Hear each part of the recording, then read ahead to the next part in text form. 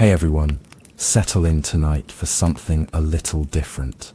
We're trading castles for yurts, knights for horsemen, and European mud for the endless steppes of Asia. Tonight we're diving into what life was really like in the Mongol Empire, the largest contiguous land empire in human history. Forget the Hollywood version of savage barbarians on horseback. The truth is both more fascinating and more terrifying than you think. And spoiler alert, you probably wouldn't survive your first winter. So before we gallop into the steppes together, take a moment to like the video if you're genuinely enjoying this journey, and subscribe if you want more of these deep dives into history's darker corners. Let me know in the comments where you're watching from and what time it is for you.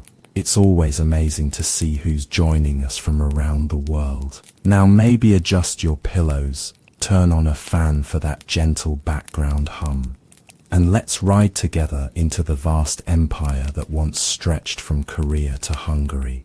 Tonight you're not just learning history, you're living it. And trust me, it's going to be a bumpy ride. Congratulations. You've just woken up in the year 1250, and you're somewhere in the heart of the Mongol Empire. The good news, you're alive.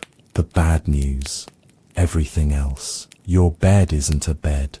It's a pile of felt blankets on the hard ground inside a ger, what we call a yurt.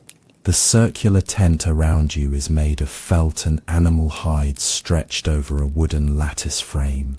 It's ingenious engineering.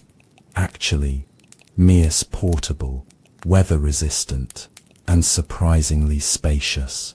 But comfortable, that's a different story. The first thing that hits you isn't the sight. It's the smell, a rich, overwhelming cocktail of burning dung, fermented mare's milk, unwashed bodies and livestock. Yes, livestock. Because your animals, horses, sheep, goats, maybe a few cattle, are your wealth, your transportation, your food, and sometimes your roommates when the weather turns deadly. You try to stretch, but your joints crack like old leather. You're probably around 25 years old, which in Mongol terms makes you a seasoned adult who's already lived through more hardship than most modern people experience in a lifetime. Your hands are calloused from gripping reins and drawing bowstrings. Your legs are permanently bowed from spending most of your waking hours on horseback. Your skin is weathered to leather by wind, sun, and the brutal temperature swings of the steppes. As you blink awake, you hear the sounds of your world coming to life. Horses snorting and stamping outside, the bleating of goats, children crying, adults speaking in rapid Mongolian, discussing the day's movement because nothing here stays still for long. This is a nomadic life. And today, like every day, the tribe is preparing to move. Outside your jay, the landscape stretches endlessly in every direction. Grassland as far as the eye can see, broken only by the occasional river or distant mountain range. Ipenyor de Venjay. No roads, no signposts, no landmarks except what you can read in the stars, the wind, and the behavior of your animals. This is home, but home is wherever you pitch your tent tonight. You're part of something bigger than yourself, a military machine disguised as a society, a civilization built on conquest, and an empire that values mobility over comfort, strength over safety, and loyalty over everything else. Welcome to the Mongol Empire, where survival isn't guaranteed, but glory might be possible if you're willing to pay the price. And trust me, the price is everything you thought you knew about living. So you've managed to crawl out of your pile of felt blankets, and nature is calling loudly. Here's where you start missing even medieval European bathroom arrangements. There are no bathrooms in the Mongol Empire, no outhouses, no designated areas, no privacy screens. Just you, the endless steppes, and the hope that you can find a spot downwind from camp before your bowels make the decision for you. Privacy. What's that? You're living in a close-knit nomadic community where everyone knows everything about everyone. Your digestive habits are communal knowledge. Uncle Bat Bayar's legendary bout with bad mare's milk last week, still being discussed around the fire. Your embarrassing encounter with spoiled mutton, village folklore. The process is simple in theory. Walk away from camp. Find a spot behind a rock or in a depression, do your business, and hope the wind doesn't shift. In practice, it's an adventure in humiliation and discomfort. First, there's the weather. If it's winter, and winters on the steppes are legendary for their brutality, you're looking at temperatures that can drop to -40 degrees. That's right, -40 where Fahrenheit and Celsius meet in mutual misery. Exposing any part of your anatomy to that kind of cold isn't just uncomfortable, it's potentially life-threatening. Frostbite doesn't care about your digestive schedule. If it's summer, you're dealing with different problems. The steppes might look empty, but they're actually teeming with insects, biting flies, mosquitoes the size of small birds, and ticks that carry diseases you can't pronounce and definitely can't cure. Dropping your pants in summer means becoming a buffet for every bloodsucker within a mile radius. Then there's the toilet paper situation. Spoiler alert, there isn't one. You're using grass if you're lucky, rocks if you're not, or your hand followed by a desperate search for somewhere to clean it. Water might be scarce, and soap is a luxury that hasn't been invented yet.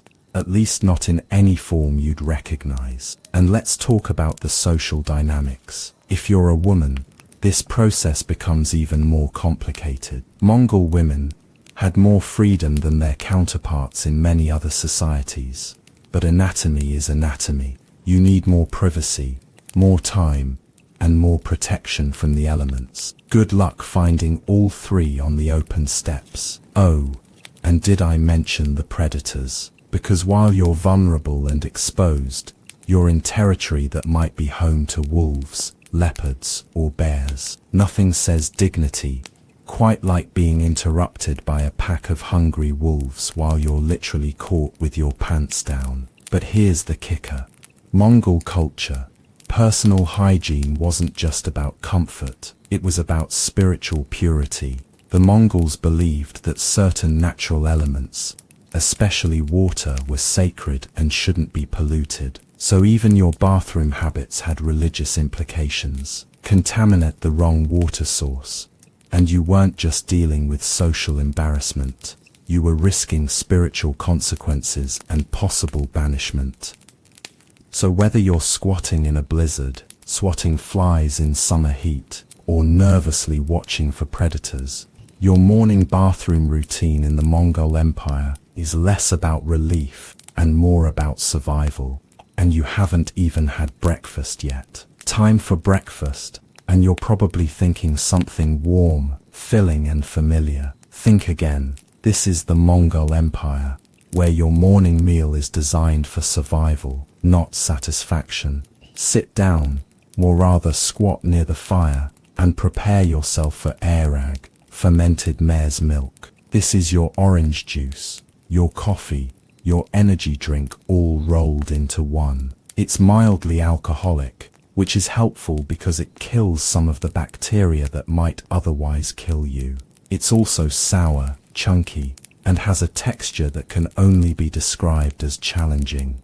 The taste, imagine milk that's gone bad, been left in the sun, then mixed with weak beer and served at room temperature.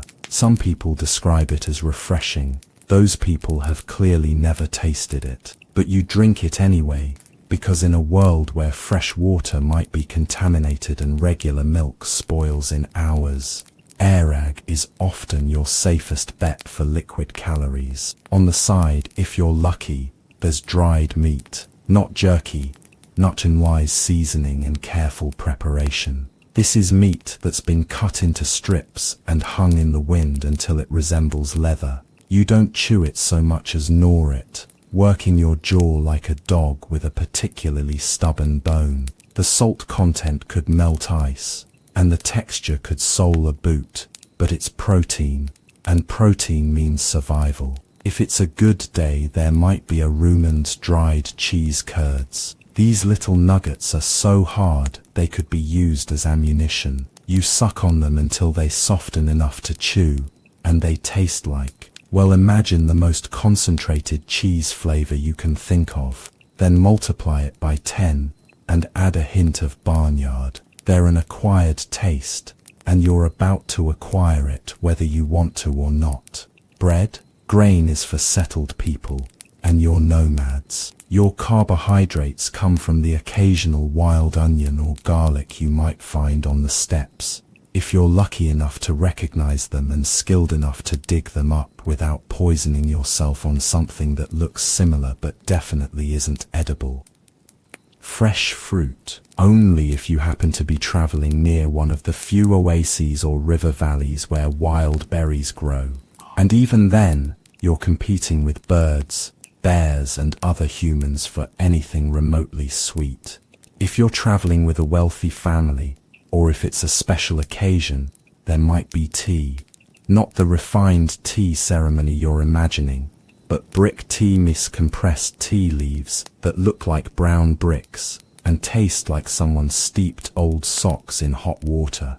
But it's warm, it's caffeinated, and after a few weeks of drinking it, you'll start to crave its bitter, earthy flavor. The cooking method. Everything is boiled in the same pot that was used yesterday and the day before, and probably hasn't been properly cleaned since the last major river crossing. The pot sits over a fire fueled by dried animal dung, yak dung. If you're in the mountains, horse dung on the steppes. Yes, your breakfast is cooked over burning feces. The smell becomes part of the flavor profile. And here's the thing about Mongol meals, they're communal. Everyone eats from the same pot, drinks from the same bowl that gets passed around, and shares whatever food is available. Personal utensils? You've got your knife, and that's about it. Your fingers are your forks, your knife is your spoon, and your tolerance for germs is about to be tested in ways modern medicine can't prepare you for. But don't worry about seconds, there usually aren't any. Mongol meals are calculated for survival, not satisfaction.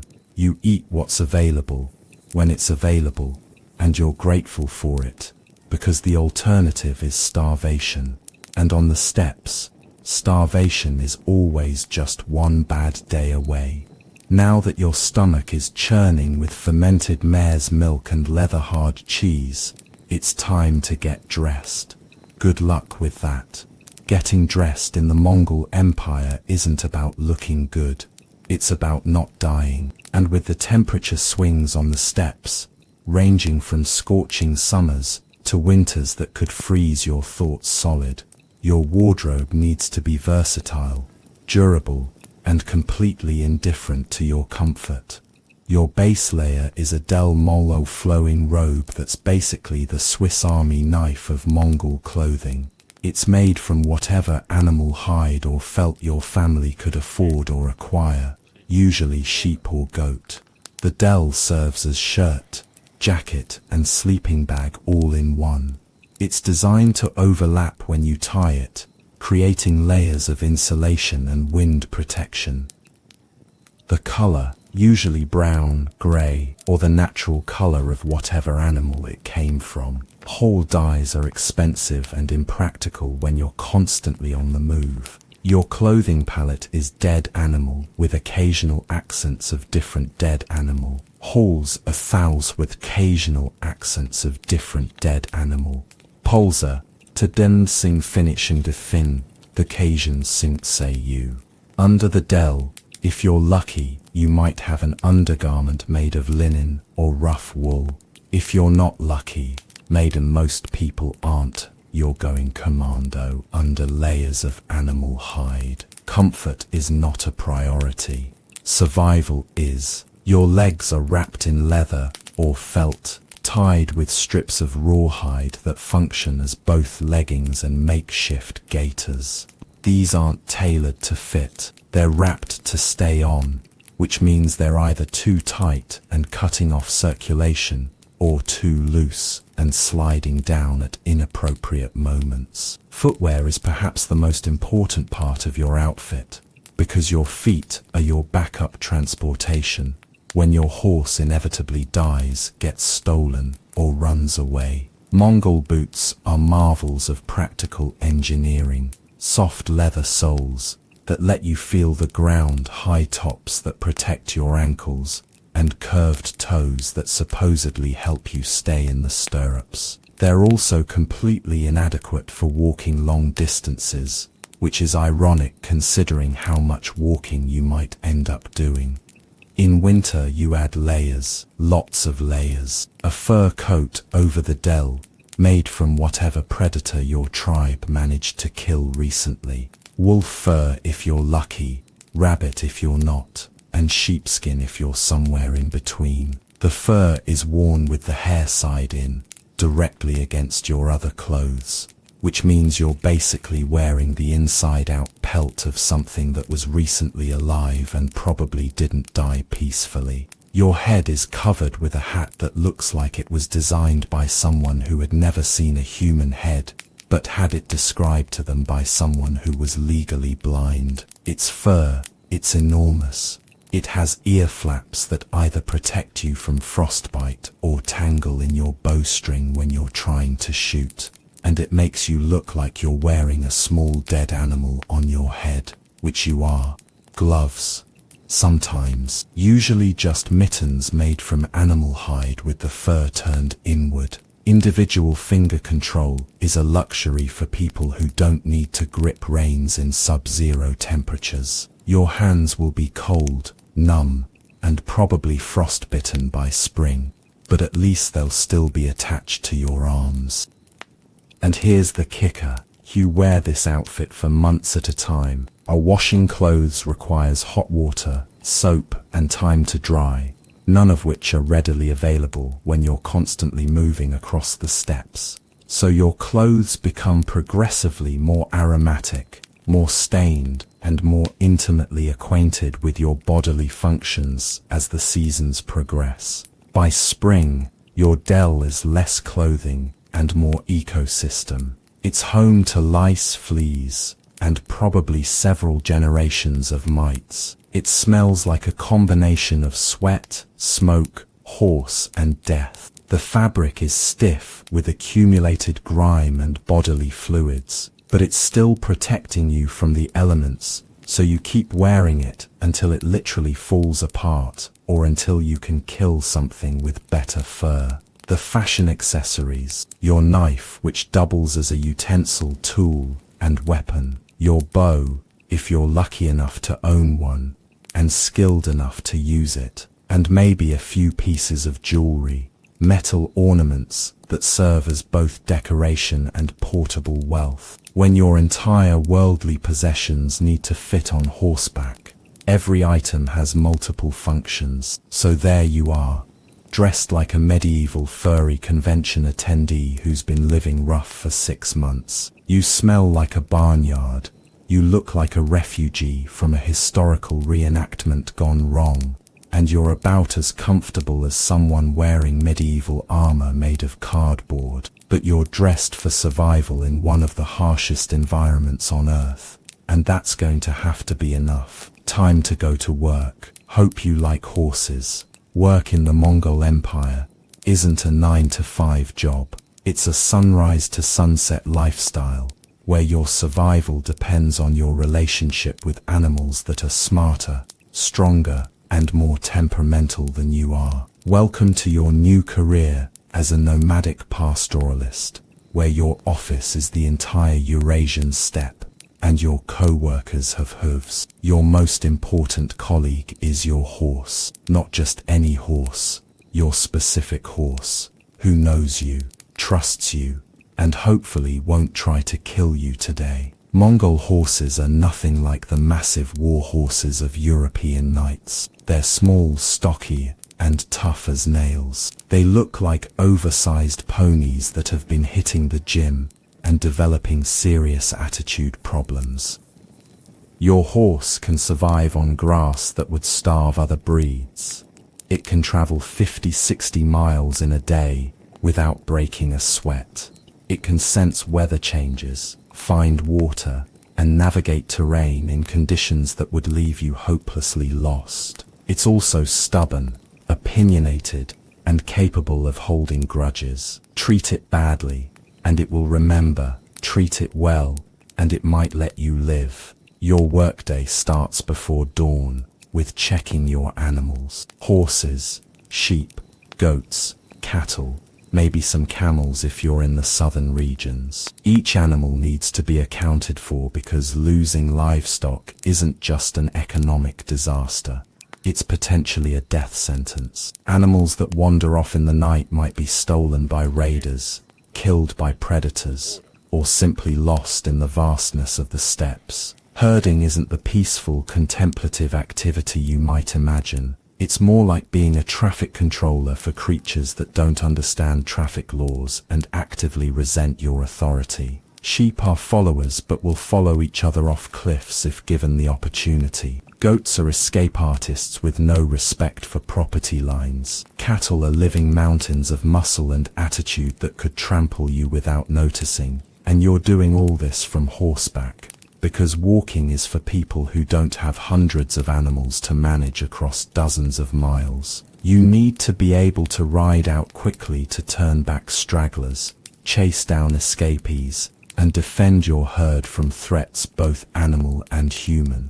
Speaking of threats, let's talk about wolves. The steppes are home to some of the largest wolf packs in the world, and they view your sheep the same way you view a buffet. Wolf attacks aren't just about losing an animal, they're about losing face, losing wealth, and potentially losing your life if you try to defend your herd against a pack of predators that hunt in coordinated teams and have no fear of humans. Then there are the human threats, raiders from other tribes, bandits who prey on trade caravans, and military units from whatever empire is currently trying to conquer your particular section of steppe. Every group of riders on the horizon could be allies, enemies, or customers, and you won't know which until they're close enough to count their weapons.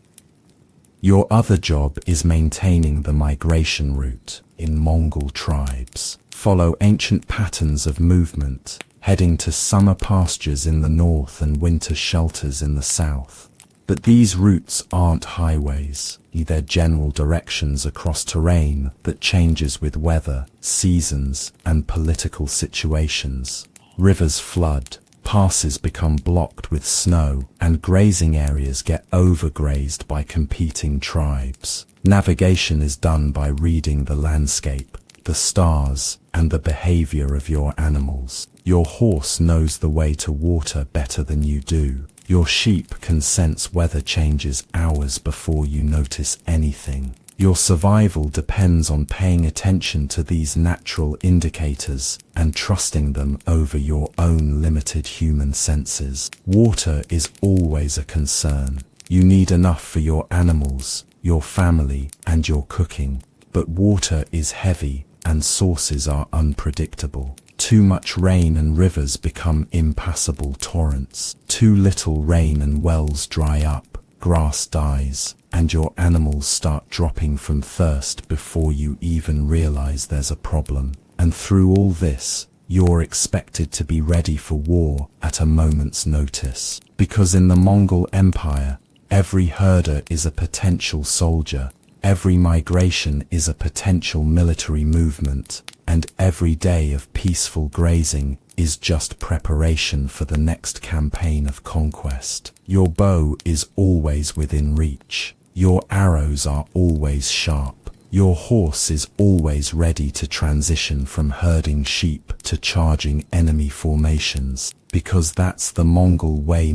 Pastoral nomadism as military training, daily survival as preparation for warfare, and every moment of peace as borrowed time before the next conflict. So you spend your days in the saddle, watching animals, watching the horizon, and watching for signs that your quiet pastoral life is about to become very, very violent. Hope you're a quick learner. If you thought medieval European weather was challenging, welcome to the Mongolian steppes, where the climate isn't just harsh, it's actively trying to eliminate you from the gene pool. This is weather as a force of natural selection, and you're about to find out if you're fit enough to survive. Let's start with winter, because winter on the steppes is legendary for all the wrong reasons. We're talking about temperatures that regularly drop to -40 degrees, with wind chills that make Antarctica look like a tropical vacation.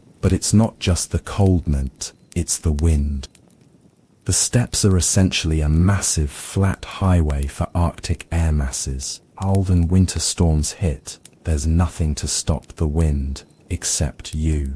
These aren't gentle breezes, they're sustained winds of 40-50 mph, carrying ice crystals that hit your face like tiny bullets.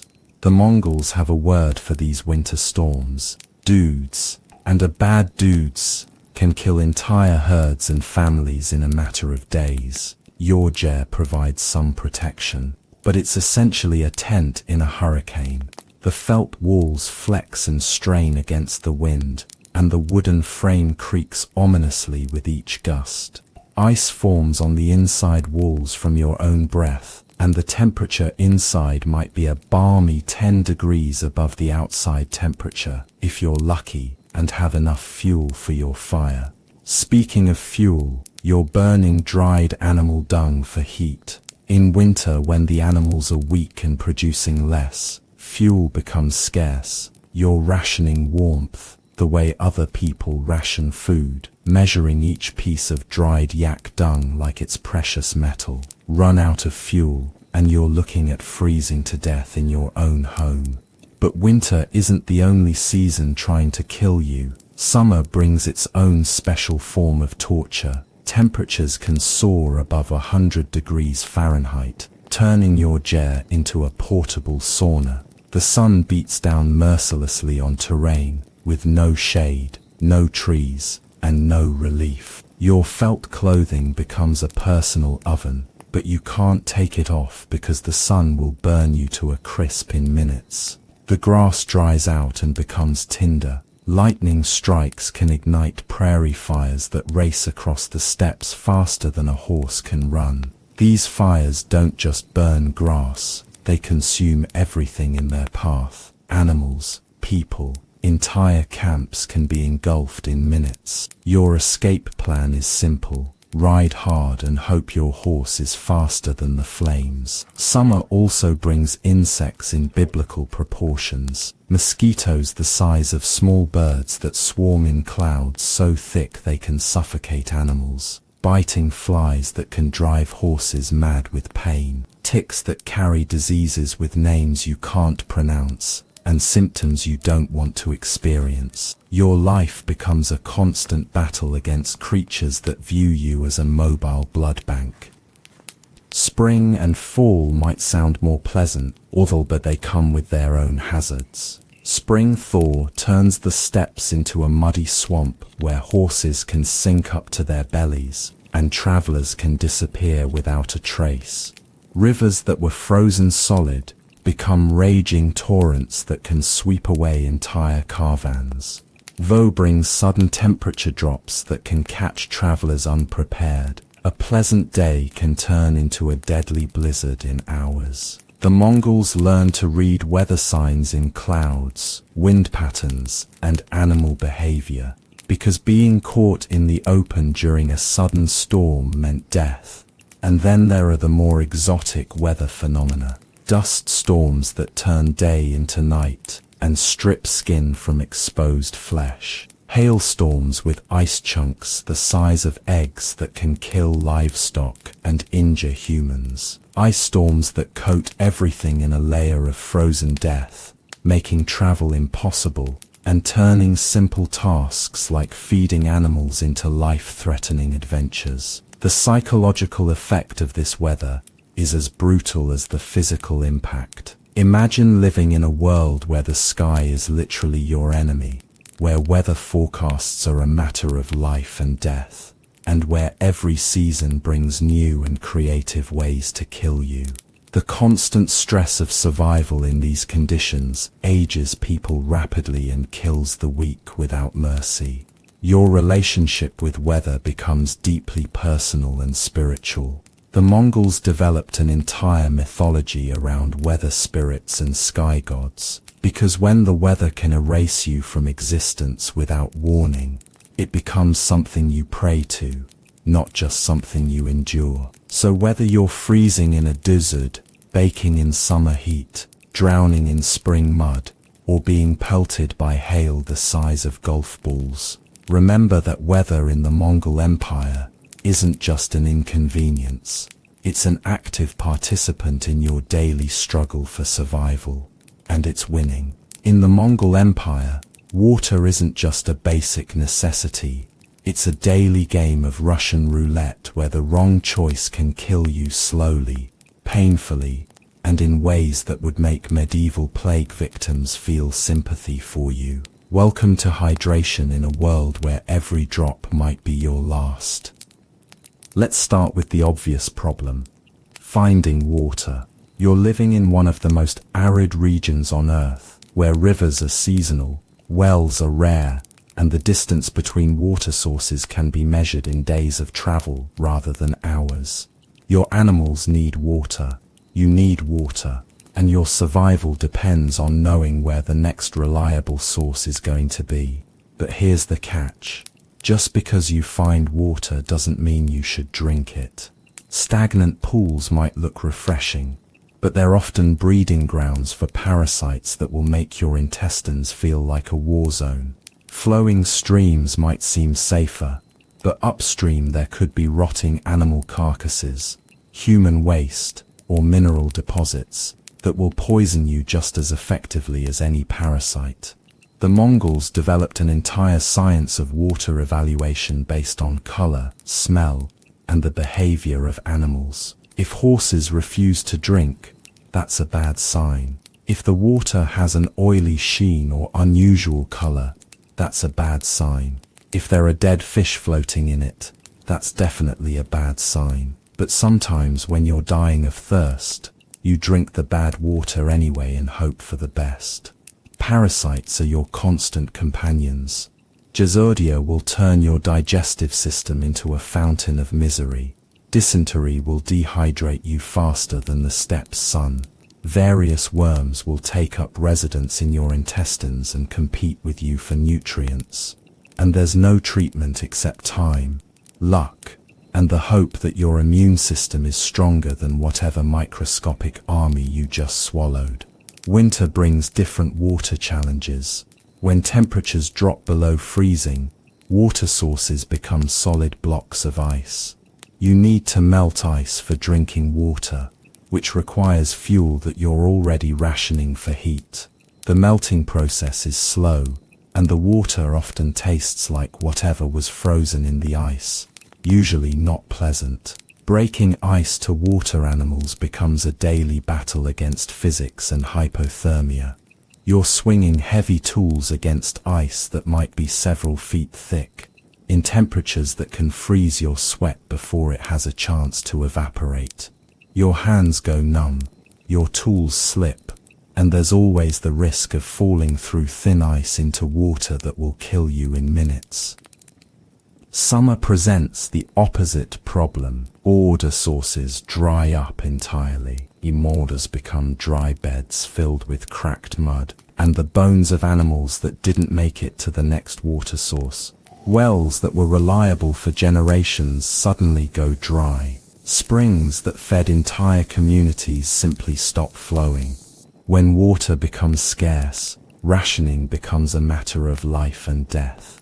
Animals get priority because without animals you die anyway. Humans make do with whatever's left. Cooking water gets reused for cleaning. Cleaning water gets reused for washing. Washing water gets, well, you get the idea. Water gets recycled until it's more like a thin soup of dissolved everything than actual water. The social dynamics of water scarcity can be brutal. Tribes fight wars over water rights. Trade routes are determined by the locations of reliable wells. Marriage alliances are built around access to water sources. When water is life, controlling water means controlling people. Storage is another nightmare. Water is heavy, and nomads can't carry much excess weight. Traditional water containers are made from animal stomachs or leather bags that leak, crack in cold weather, and taste like whatever animal they came from. The water develops a distinctive flavor profile that combines leather stomach lining and whatever bacteria have decided to make your water container their new home. And let's talk about the spiritual dimension of water in Mongol culture. Water was considered sacred, which meant certain water sources were off-limits for daily use. Rivers were believed to have spirits that could be offended by pollution. Contaminating sacred water could result in spiritual punishment, tribal banishment, or both. The irony is that in a culture that revered water as sacred, clean drinking water was often impossible to find. So you're constantly balancing spiritual beliefs with physical survival, trying to stay hydrated without offending the water spirits or poisoning yourself with parasites. Your relationship with water becomes deeply personal and paranoid. You learn to read the signs of good water versus bad water. You develop strategies for purifying questionable water sources. You become expert at stretching limited water supplies and making hard choices about who gets clean water and who makes do with whatever's available. But even with all this knowledge and caution, waterborne illness is a constant threat. Diarrhea in a nomadic society isn't just embarrassing, it's potentially fatal. When you're already living on the edge of malnutrition and dehydration, losing fluids to intestinal parasites can push you over the edge into death. So every time you take a drink in the Mongol Empire, you're playing the odds. Will this water nourish you or kill you? Will this stream save your life or destroy your digestive system? It's a gamble you have to take multiple times a day, because the alternative to drinking questionable water is certain death from dehydration, and the house always has better odds than you do. Feeling under the weather in the Mongol Empire? Well, buckle up, because medieval Mongol medicine makes European medical practices look like cutting-edge surgery. Here's where you discover that sometimes the cure really is worse than the disease, and your doctor's qualifications include shamanic training and a really good guess. Everything wrong with you, whether it's a cough, a rash, a broken bone, or spontaneous bleeding from your eyes, is caused by one of several possibilities: evil spirits, imbalanced elements, offended ancestors, or the wrath of Tengri, the eternal blue sky god. Modern concepts like bacteria, viruses, or basic hygiene are still several centuries away from being discovered. Your local healer is typically a shaman who combines medical treatment with spiritual intervention. They're part doctor, part priest, part psychologist, and part theatrical performer. Diagnosis involves examining your symptoms, consulting the spirits through various rituals, and possibly throwing bones or reading patterns in smoke to determine what supernatural force is trying to kill you. The treatment options are creative. Let's say you have a fever. The cure might involve burning specific herbs while chanting prayers, wearing amulets made from wolf teeth, drinking a concoction made from fermented mare's milk mixed with various plant extracts, and ritual drumming to drive out the evil spirits causing your illness. If none of that works, clearly you didn't believe hard enough. Broken bones are treated with splints made from animal bones and leather strapping, which is actually surprisingly effective. The problem is the complete lack of anesthesia or antiseptic. The broken bones are treated with splints made from animal bones and leather strapping, which is actually surprisingly effective.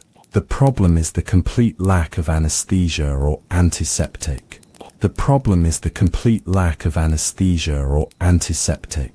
Your broken leg is going to be set while you're fully conscious, using tools that haven't been sterilized by someone whose surgical training consists of having watched it done before. The infection risk is astronomical, and the pain is described by survivors as memorable. Wounds are treated with whatever's available. Animal fat to prevent infection. It doesn't. Spider webs to stop bleeding. Surprisingly effective, actually. Various plant extracts that might have genuine healing properties, or might just be poisonous enough to make you forget about your original injury. The key is finding the right balance between treatment and toxicity. Childbirth is particularly dangerous.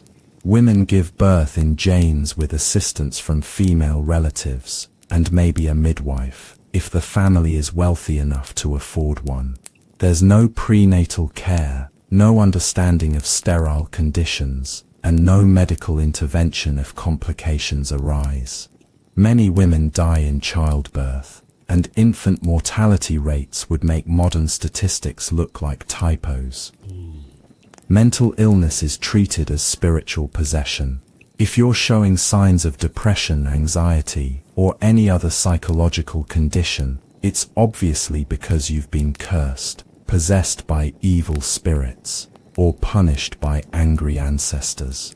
Treatment involves elaborate exorcism rituals, sometimes including temporary banishment from the tribe, until the spirits can be properly appeased. Surgical procedures are limited to what can be done with a sharp knife and a strong stomach. Amputations happen, usually after severe injuries or infections that won't respond to other treatments. The patient is held down by several strong men, given some fermented mare's milk for courage, and the limb is removed as quickly as possible. Survival rates are not encouraging. Dental care is non-existent.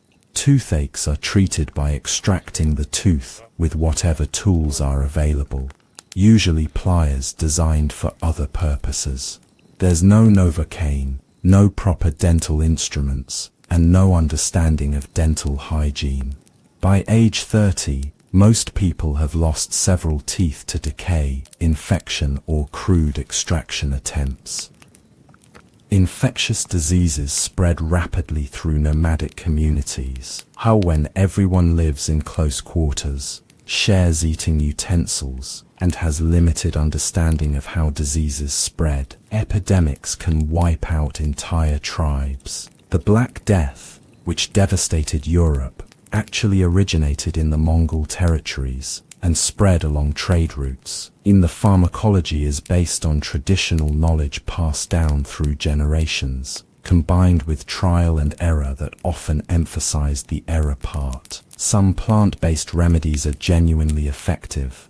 Myel bark for pain relief, in various herbs for digestive issues. But many treatments are based on superstition rather than medical science. For serious injuries sustained in warfare, arrow wounds, sword cuts, blunt trauma from falling off horses, treatment is basic field medicine. Wounds are cleaned if water is available, sewn shut with whatever thread can be found, and wrapped with cloth that may or may not be clean. Soldiers either recover quickly or die slowly from infection. Preventive medicine consists of avoiding cursed areas, wearing protective amulets, and making regular offerings to ensure divine protection. The concept of vaccination, antiseptics, or even basic hygiene as disease prevention hasn't been invented yet. Pain management is limited to alcohol, fermented mare's milk, plant-based painkillers of questionable effectiveness, and the traditional Mongol approach of just enduring it. The concept of toughing it out isn't just cultural sais, it's medical necessity when your other options are limited to chewing on willow bark and hoping for divine intervention. The psychological impact of living with constant medical uncertainty creates a fatalistic worldview. When infection can kill you, when childbirth is a gamble with death, when a simple cut can become a life-threatening emergency, you develop a relationship with mortality that modern people can't comprehend. Every day you wake up healthy is a gift from the spirits, and every injury is potentially your last. But here's the truly horrifying part. Some of these medical practices actually work, just not in the way anyone intended. The high mortality rate meant that only the strongest survived to reproduce. The constant exposure to various pathogens built impressive immune systems in those who lived long enough. The harsh medical practices eliminated the weak and left behind people who could survive almost anything. In a twisted way, Mongol medicine was effective at creating survivors. It just killed a lot of people in the process. After a long day of herding animals, dodging predators, and trying not to die from various medical conditions, it's finally time for dinner. It's finally time for dinner.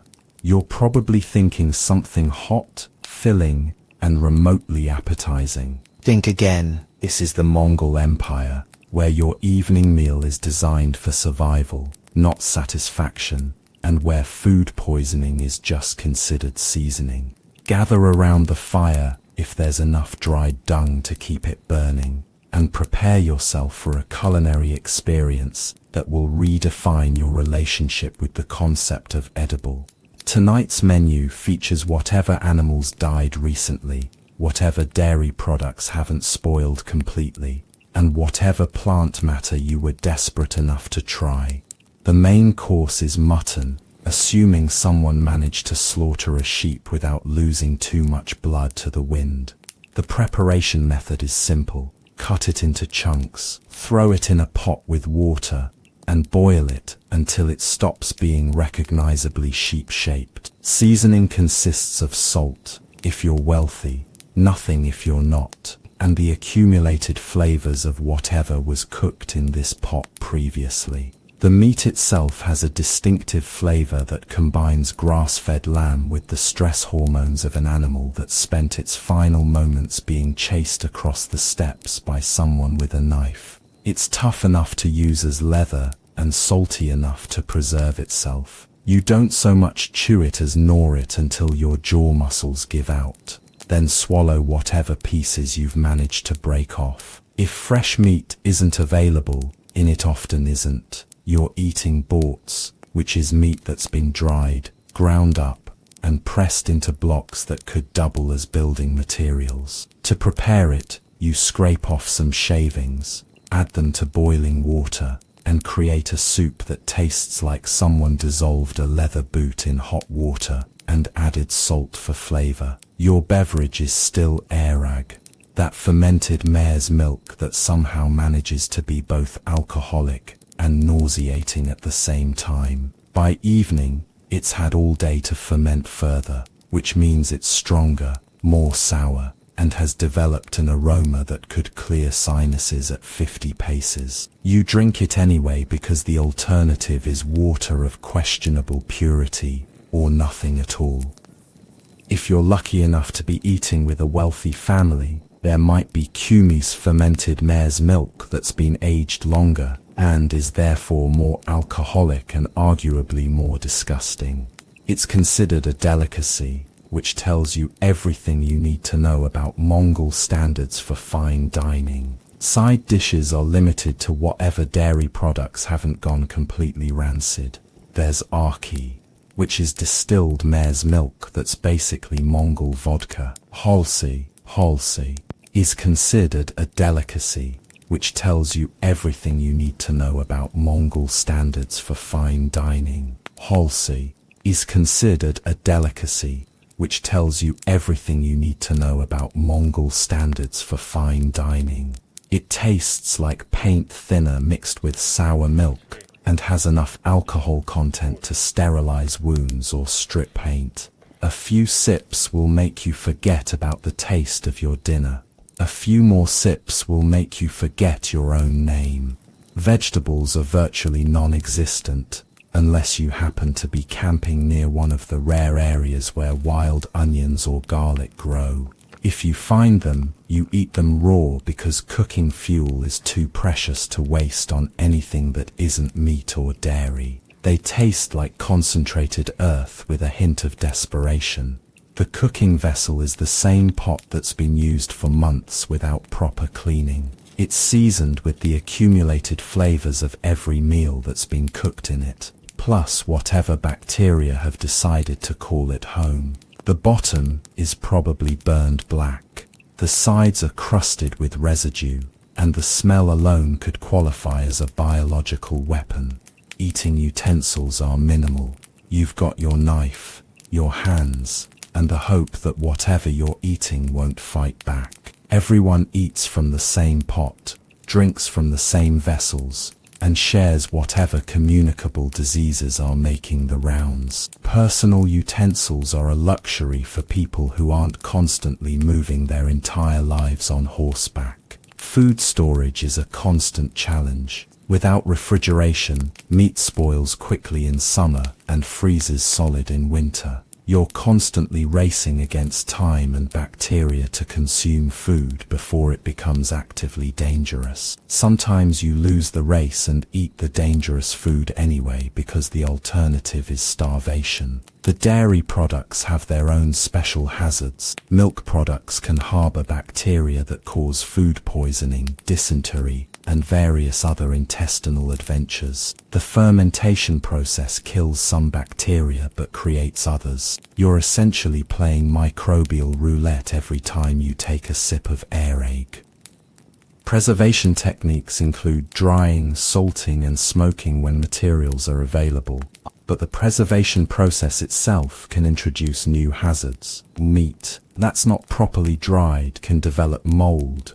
Over-salted food can cause dehydration. Smoked food can contain carcinogens that won't kill you immediately, but might contribute to your eventual demise. The social aspects of dining are important in Mongol culture. Meals are communal affairs where hierarchy determines eating order. The eldest and most important people eat first and get the best pieces. Everyone else gets whatever's left. If you're low in the social order, you might be eating the scraps that others couldn't finish. Hospitality is sacred in Mongol culture, which means if guests arrive, they get fed regardless of how little food is available. This can mean the difference between a family eating well and a family going hungry. But refusing hospitality is unthinkable, so you share what you have and hope it's enough to keep everyone alive until the next meal. The timing of meals is determined by practical considerations rather than convenience. You eat when food is available, when there's time to prepare it, and when the weather permits cooking fires. Sometimes that means eating at dawn before breaking camp. Sometimes it means eating at midnight when you finally reach a safe camping spot. And through all of this, you're expected to be grateful. In a world where starvation is always a possibility, any food is good food. Complaints about taste, texture, or presentation are luxuries for people who have choices. In the Mongol Empire, you eat what's available, when it's available, and you're thankful for the privilege. So as you sit around the fire, chewing your leather-textured mutton and washing it down with fermented mare's milk that tastes like sour gym socks, remember that this meal represents survival. It's not about pleasure or satisfactions, it's about consuming enough calories to make it through another day in one of the harshest environments on Earth. And if you're still conscious after dinner, it's time to deal with the evening entertainment. Spoiler alert, it involves a lot of singing, and you're probably going to be expected to participate. The sun is setting over the steppes, painting the endless grassland in shades of orange and red that would be beautiful if you weren't too exhausted and mildly poisoned by fermented mare's milk to appreciate them. Time for evening entertainment in the Mongol Empire. where the nightlife consists of activities that would make modern people question their life choices. First, let's address the elephant in the Jezen, or rather the complete absence of elephants, entertainment venues, or anything resembling modern recreation. Your evening entertainment options include sitting around a fire telling stories, singing traditional songs that have way too many verses, listening to someone play an instrument that sounds like a dying animal, or engaging in various forms of gambling that could cost you your horse, your weapons, or your life. The storytelling tradition is actually quite sophisticated, assuming you can stay awake long enough to follow narratives that often last for hours and feature genealogies going back dozens of generations. These aren't simple bedtime stories, they're epic sagas involving heroic warriors, magical horses, and supernatural challenges that would make Hollywood scriptwriters weep with envy. But here's the catch. You're expected to participate. Mongol storytelling is interactive. The audience is supposed to respond at appropriate moments, add details to familiar stories, and demonstrate their knowledge of tribal history. If you don't know the stories, you're revealing yourself as an outsider. If you get details wrong, you're disrespecting tradition. If you fall asleep during a particularly long genealogy, you're being culturally insensitive. The singing is even more challenging. Mongol traditional music includes throat singing, which is exactly what it sounds like. Producing multiple tones simultaneously using techniques that make your throat feel like you're gargling gravel. It's an impressive skill that takes years to master and sounds like nothing you've ever heard before. Learning throat singing as an adult is like learning to breathe underwater, theoretically possible, but practically torturous. Your throat protests, your lungs rebel, and the sounds you produce are less haunting traditional melody and more wounded yak. Having an existential crisis, but you're expected to try because music is communal, and refusing to participate is antisocial. The instruments include the morinkur, a horsehead fiddle that's played with a bow and produces sounds ranging from beautiful to soul-crushing, depending on the skill of the player. There's also various drums, flutes made from animal bones, and other percussion instruments that sound like someone accidentally kicking various objects around a campsite. If someone in your group is skilled with instruments, the evening might include actual melodies that resemble music. If not, you're subjected to enthusiastic but talentless attempts to create art, using tools that sound like they're actively fighting back against the music being forced out of them. Dancing is another option, though Mongol traditional dance involves a lot of energetic movement that's probably unwise after a dinner of questionable meat and fermented dairy products. The dances tell stories, celebrate victories, or honor ancestors, and they require coordination, stamina, and a willingness to look foolish in front of people who will remember your performance forever. Gambling is popular entertainment, probably because life in the Mongol Empire is already a gamble, so why not make it official? Games include various forms of dice, using animal bones, betting on horse races, and contests of skill involving archery, wrestling, or other activities that could result in injury or humiliation. The stakes in these games aren't trivial. People bet horses, weapons, clothing, and sometimes family members. Losing a gambling session could mean losing your transportation, your means of defense, or your social status. Winning could mean acquiring wealth and prestige, but the house odds are always uncertain, because the house is usually just another nomad who might be cheating. Wrestling is both entertainment and social hierarchy establishment. Mongol wrestling has ancient traditions and complex rules, and matches can determine social standing within the tribe. Being defeated by someone significantly smaller or younger than you is embarrassing. Refusing to wrestle when challenged is cowardly. Winning too aggressively is unsporting. There's a delicate balance between demonstrating strength and maintaining social harmony. Archery contests are common because everyone needs to maintain their shooting skills for hunting and warfare. These competitions involve shooting at various targets under different conditions: moving targets, long-distance shots, shooting while on horseback. Your performance in these contests affects your reputation as a warrior and your value to the tribe in military situations. Horse racing is the ultimate entertainment because horses are the foundation of Mongol culture. Races can be short sprints or long-distance endurance tests. Riders are often children because they're lighter, and the horses can run faster. The betting on these races can be intense, with entire families wagering their wealth on the speed of a particular horse. But perhaps the most important evening activity is simply socializing.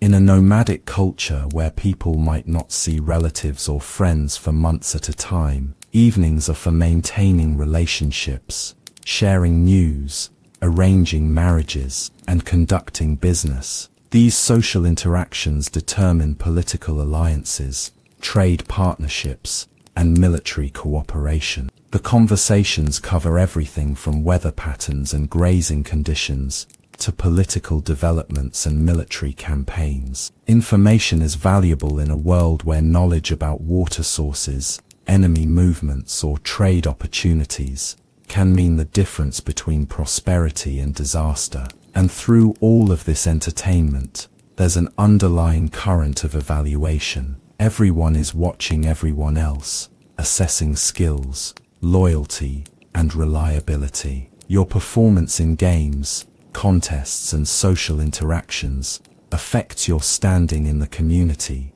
and your prospects for advancement or marriage. The evening entertainment isn't just fun and games, it's social networking, skill development, and cultural preservation, all rolled into one. You're not just passing time until bedtime, you're participating in the complex social fabric that holds nomadic society together. But eventually, even the most enthusiastic entertainers run out of energy. The fire burns down to embers, and it's time to crawl back into your pile of felt blankets for another night of uncomfortable sleep on the hard ground. Sweet dreams, you'll need them for tomorrow's fresh challenges. Welcome to the complex world of Mongol politics, where diplomatic skills can mean the difference between prosperity and having your entire family sold into slavery. Once in the Mongol Empire, politics isn't about policy debates or election campaigns. It's about survival, loyalty, and knowing when to submit versus when to fight. And the consequences of poor political judgment are usually fatal. Your political world operates on multiple levels simultaneously. There's tribal politics within your immediate community, intertribal relations with neighboring groups, and imperial politics involving the Great Khan and his massive bureaucracy. Navigate these relationships poorly, and you'll find yourself on the wrong end of a very sharp sword. At the tribal level, politics revolves around kinship, marriage alliances, and personal loyalty to leaders who've proven their worth through warfare, wisdom, or wealth. Your political position depends on your family connections, your personal skills, and your ability to contribute to the tribe's survival and prosperity. Leadership isn't inherited automatically. It's earned through demonstrating competence in warfare, herding, and decision-making. Chiefs can be challenged and replaced if they make too many bad decisions or lose the respect of their followers. This means tribal politics involve constant evaluation of leadership performance and subtle maneuvering for influence and position. Marriage is a political tool as much as a personal choice. Marriages between tribes create alliances, secure trade agreements, and establish mutual defense pacts. Your spouse isn't just your life partner, they're your family's diplomatic representative to another tribe. Choose poorly, and you might find your tribe isolated or vulnerable to attacks. Intertribal politics are even more complex, because they involve groups that might be allies today and enemies tomorrow. Tribes compete for grazing rights, water sources, and trade opportunities. They also cooperate against common threats, share information about weather and resources, and intermarry to strengthen relationships. The key to survival in intertribal politics is reading the shifting balance of power and choosing sides carefully. Backing the wrong faction in a dispute can result in your tribe being attacked, boycotted, or absorbed by stronger neighbors. But remaining neutral isn't always an option when conflicts require everyone to choose sides. Imperial politics involve the massive bureaucracy that governs the Mongol Empire, or with its complex hierarchy of khans, governors, generals, and administrators. Your tribe's relationship with imperial authorities determines your tax obligations, military service requirements, and access to trade opportunities. All of paying tribute to the Great Khan isn't optional. See, it's the price of being allowed to exist within the empire. But the amount and type of tribute can be negotiated based on your tribe's resources, strategic importance, and political connections. Skilled diplomats can reduce tribute obligations or gain favorable treatment through careful relationship management.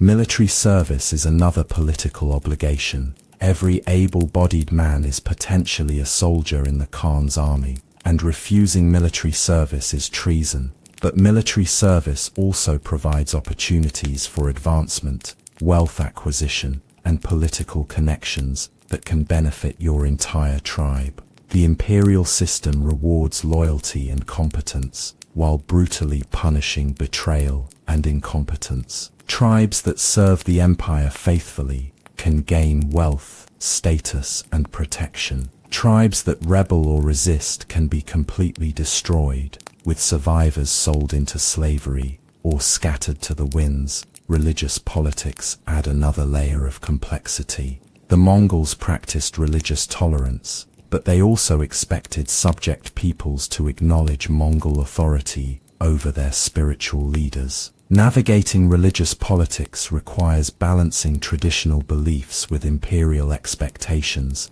and avoiding conflicts that could be interpreted as religious rebellion. Trade politics determine access to goods, markets, and economic opportunities. The Silk Road trade routes that passed through Mongol territory created wealth for tribes that could provide security, supplies, and services to merchants. But gaining access to these trade opportunities required political connections and the ability to guarantee safe passage. Legal politics involve the complex system of Mongol law, which combined traditional tribal customs with imperial decrees. Understanding legal precedents and procedures could mean the difference between justice and arbitrary punishment. Knowing which officials to approach and how to present your case was essential for resolving disputes. Information is political currency in the Mongol Empire. Knowing about enemy movements, weather patterns, trade opportunities, or political developments in distant parts of the empire can be traded for favors, protection, or material benefits. But sharing the wrong information with the wrong people can be interpreted as espionage or betrayal. Personal relationships with key individuals, military commanders, tribal leaders, imperial officials, wealthy merchants, determine your political influence and access to opportunities. These relationships require constant maintenance through gifts, favors, and demonstrations of loyalty and competence. The consequences of political failure are severe and immediate. Making enemies of the wrong people can result in your family being murdered, your property confiscated, and your survivors sold into slavery. Political miscalculations don't just affect you, they can destroy your entire lineage for generations. But successful political maneuvering can elevate families from poverty to wealth, from obscurity to influence, from vulnerability to security. The Mongol Empire created opportunities for social mobility that were rare in medieval societies, but seizing those opportunities required exceptional political skills and considerable luck. Your daily survival depends on understanding these political undercurrents and navigating them carefully. Every conversation might have political implications. Every relationship might affect your family's future. Every decision might determine whether your children live as free nomads or die as slaves. Welcome to politics, Mongol style, where diplomacy is a survival skill and political mistakes are often fatal. Time to talk about romance in the Mongol Empire, where love is lovely but livestock is more important. Marriages are business arrangements with emotional side effects, and family planning involves hoping most of your children survive to adulthood. Welcome to relationships in a world where till death do us part might be next Tuesday. Let's start with the basics of Mongol romance. Dating as you know it doesn't exist. There's no casual courtship, no going out for dinner and a movie, no getting to know someone gradually over time. Romance is a luxury for people who have time to waste on emotions when they should be focused on survival. Instead, relationships are primarily arranged by families based on practical considerations. Is this potential spouse from a good family? Do they have useful skills? Will this marriage strengthen political alliances or economic opportunities? Can they ride a horse without falling off? These are the important questions, not whether you find them attractive or enjoy their conversation. The courtship process, such as it is, involves demonstrating practical skills rather than romantic gestures. Young men prove their worthiness by showing off their horsemanship, archery skills and ability to provide for a family. Young women demonstrate their value through skills in animal husbandry, crafts and household management. Poetry and flowers are nice, but being able to milk a mare without getting kicked or accurately shoot a moving target while riding at full gallop, those are the skills that make you marriage material. Romance is what happens after you've proven you won't starve to death or get everyone killed through incompetence. Marriage ceremonies are relatively simple affairs compared to the elaborate political negotiations that precede them. The actual wedding involves exchanges of gifts, primarily livestock, ritual toasts with fermented mare's milk, and celebrations that might last several days if the families can afford the food and alcohol. The bride price is negotiated in animals, horses, sheep, cattle and goats. The groom's family needs to demonstrate they can support the bride and any future children. The bride's family wants to ensure their daughter is marrying into a stable situation. These negotiations can take months and involve extended family members, tribal leaders, and sometimes military allies. Once married, couples are expected to be productive immediately. There's no honeymoon period, no time to adjust to married life, no gradual transition into adult responsibilities. You're married today, expected to contribute to the household tomorrow, and preferably producing children within the next year. Mongol women had more rights and freedoms than women in many other medieval societies, but they were still primarily valued for their reproductive capacity and domestic skills. A woman who couldn't bear children, or who lost multiple children to disease or accident, might find her marriage in jeopardy. Pregnancy in the Mongol Empire is a high-risk endeavor with minimal medical support. Prenatal care consists of avoiding hard physical labor when possible and eating whatever extra food might be available. There are no vitamins, no medical monitoring, and no interventions if complications develop. Childbirth happens in the jether with assistance from female relatives and possibly a midwife if one is available. Pain relief is limited to fermented mare's milk and traditional herbs of questionable effectiveness. Complications during childbirth often result in the death of mother, child, or both. Infant mortality rates are staggering by modern standards. Disease, malnutrition, exposure, and accidents claim a significant percentage of children before their first birthday. Families typically have many children with the expectation that only some will survive to adulthood. Child rearing is a community effort, because individual families might not have the resources to support multiple children. Children are valuable as future workers and warriors, but they're also mouths to feed in a subsistence economy.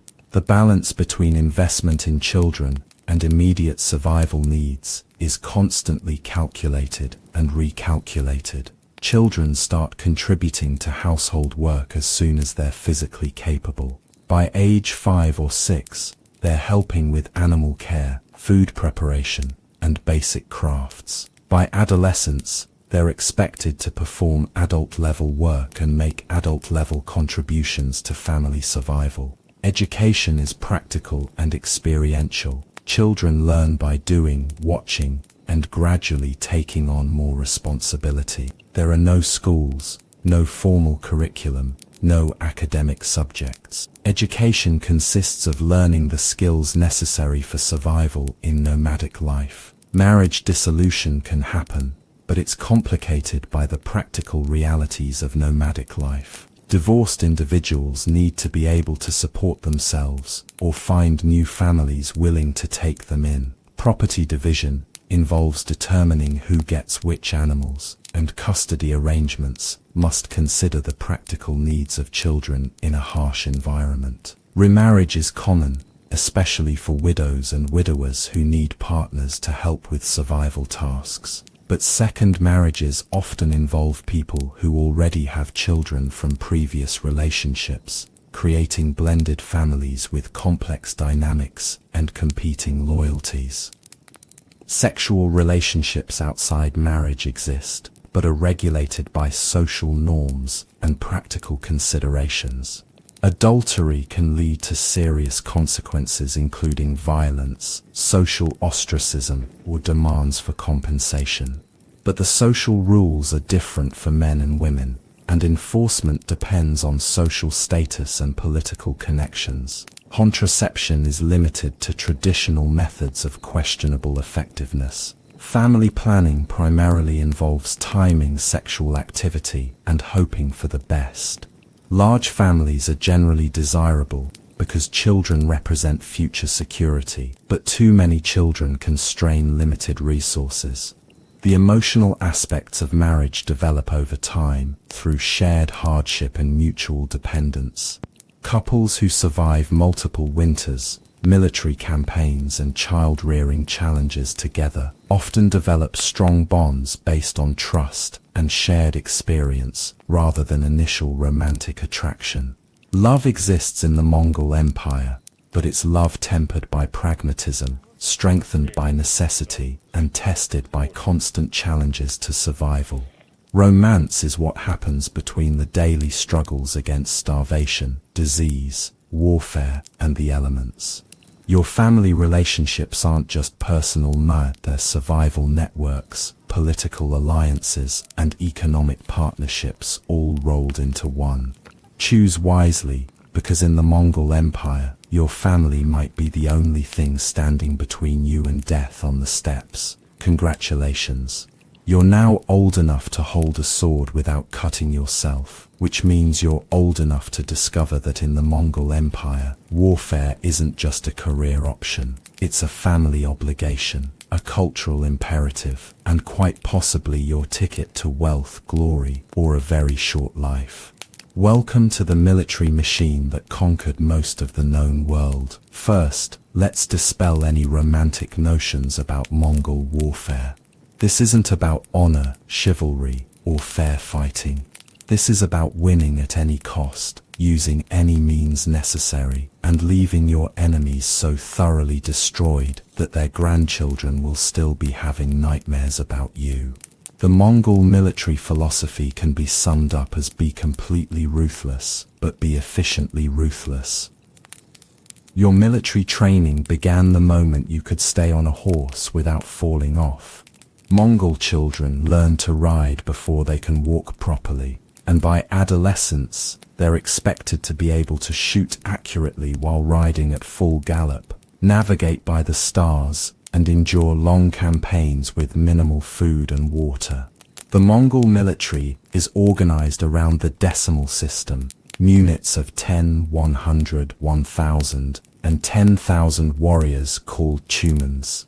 You're assigned to a unit based on your tribal affiliation and family connections, but promotions are based on merit, ruthlessness, and the ability to follow orders without question or conscience. Your equipment is practical rather than impressive. A Mongol warrior's standard kit includes a composite bow made from horn, sinew, and wood that can accurately hit targets at 300 yards. You carry 2 to 3 quivers of arrows, some with different head designs for different purposes. Armor, if you have any, is leather reinforced with metal plates, designed for mobility rather than maximum protection. Your sword is a secondary weapon, used primarily when enemies get close enough that archery becomes impractical. It's curved for slashing attacks from horseback, and designed to remain sharp through extended combat. Your knife serves multiple purposes: weapon, tool, and eating utensil. Every warrior maintains multiple horses because Mongol military tactics depend on mobility and endurance. You need fresh mounts for long campaigns, backup horses in case your primary mount is injured, and pack animals to carry supplies. Managing these horses while campaigning requires skills that would challenge modern veterinarians.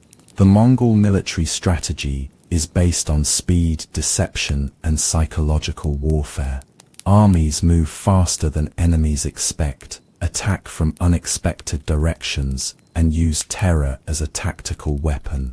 The goal isn't just to defeat enemy armies, it's to destroy enemy willingness to resist. Intelligence gathering is sophisticated and systematic.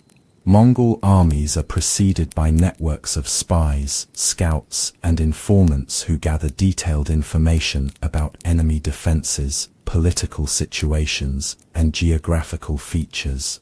This intelligence network often knows more about enemy capabilities than the enemies know about themselves.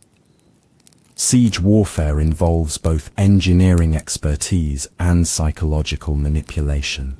Mongol armies use captured engineers and artisans to build siege equipment, while simultaneously offering enemies the choice between surrender and complete annihilation.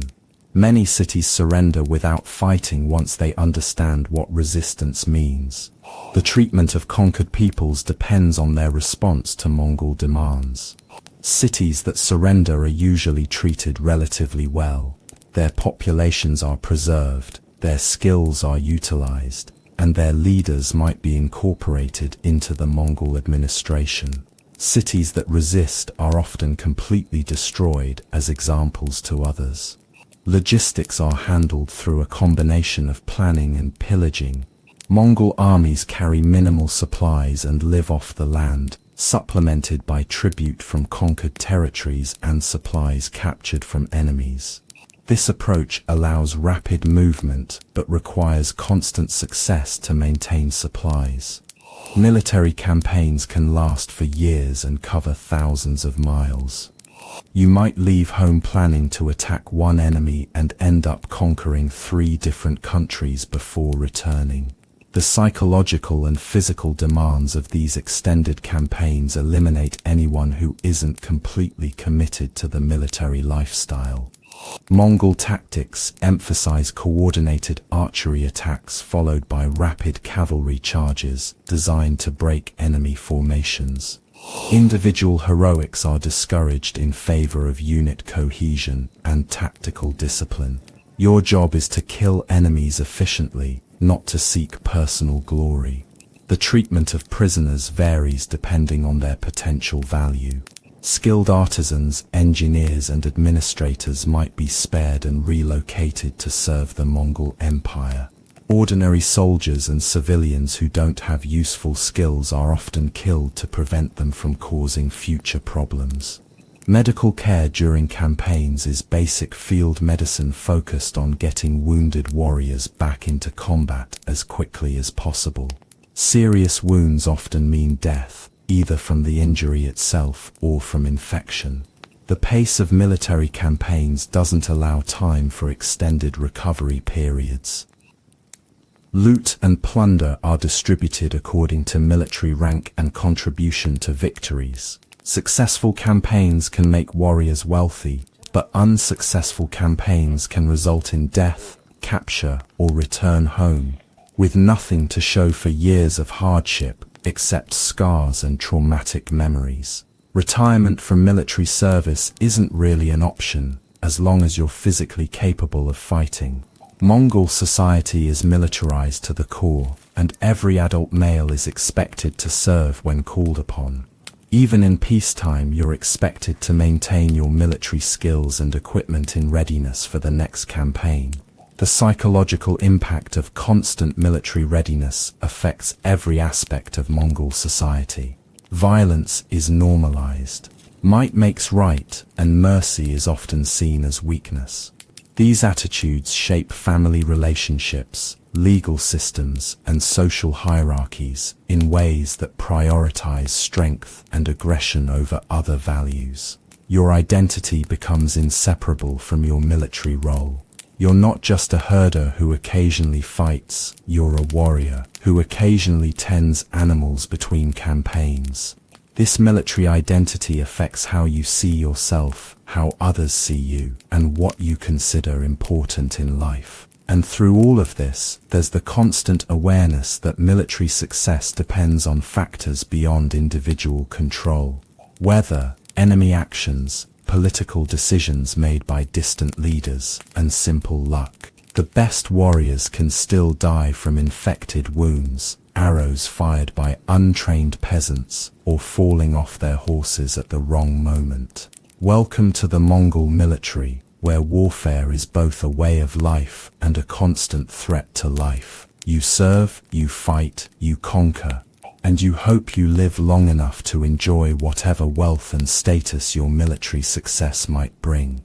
Because in the Mongol Empire, war isn't just what you do, Midas, it's who you are. Time to talk money in the Mongol Empire, where your economic prospects depend on your ability to ride, fight, and convert other people's wealth into your wealth through creative applications of violence. Welcome to medieval economics, where the stock market is replaced by livestock markets, and hostile takeovers involve actual hostility. Let's start with the basics of Mongol currency. Forget coins, paper money, or banking systems. Your wealth is measured in animals, horses for prestige and transportation, sheep for food and wool, cattle for milk and leather, and goats for their remarkable ability to survive in conditions that would kill other livestock. A good horse might be worth 100 sheep, which sounds impressive until you realize that sheep die regularly from disease, wolves, harsh weather, and simple bad luck. Your wealth literally walks around on 4 legs, eats your pasture, and might wander off in the middle of the night.